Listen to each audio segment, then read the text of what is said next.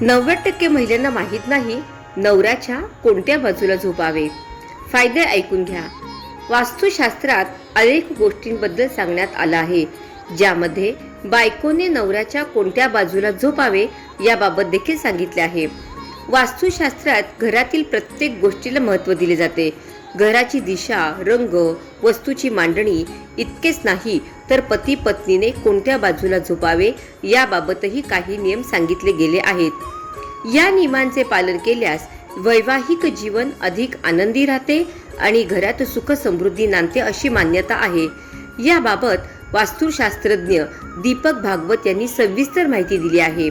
यामध्ये बेडरूममध्ये हलके आणि शांत रंगाचा वापर करण्याचा सल्ला दिला जातो. पांढरा, क्रीम, फिकट गुलाबी, हलका निळा किंवा पेस्टल रंग मनाला शांतता देतात. गडद किंवा खूप ठळक रंग टाळावेत, कारण ते तणाव वाढवू शकतात. वास्तुशास्त्रानुसार पत्नीने पतीच्या डाव्या बाजूला झोपणे शुभ मानले जाते. यामुळे पती पत्नीतील समन्वय वाढतो, वाद कमी होतात आणि संसार सुखकर राहतो अशी श्रद्धा आहे. काही मान्यतांनुसार पत्नी डाव्या बाजूला झोपल्यास पतीच्या आयुष्यात स्थैर्य, प्रगती आणि उत्तम आरोग्य लाभते.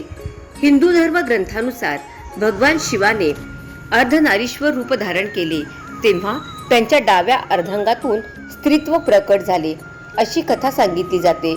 त्यामुळे पत्नीला वामांगी म्हणजे डाव्या अंगाचा अधिकार दिला गेला आहे. म्हणूनच अनेक शुभकार्यात पती पत्नींच्या डाव्या बाजूला बसते. विवाह सोहळ्यातही वधूला वरांच्या डाव्या बाजूला स्थान दिले जाते. वास्तुशास्त्रानुसार झोपताना दिशा, पलंगाची स्थिती आणि पत्नीची बाजू यासारख्या बाबींकडे लक्ष दिल्यास वैवाहिक जीवन अधिक आनंदी राहते असे मानले जाते.